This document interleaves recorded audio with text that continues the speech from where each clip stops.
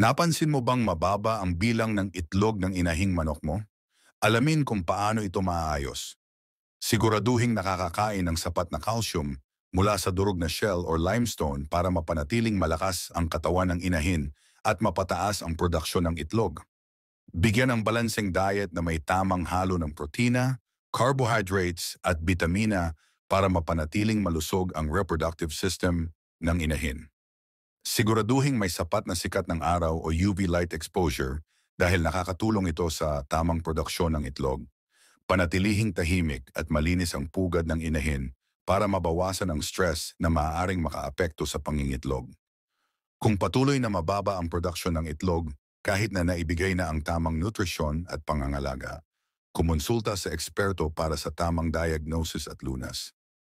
Bigyan ng tamang nutrisyon at maayos na kapaligiran ang mga inahing manok mo para mapanatiling mataas ang produksyon ng itlog. I-follow para sa iba pang tips sa pag-aalaga ng manok.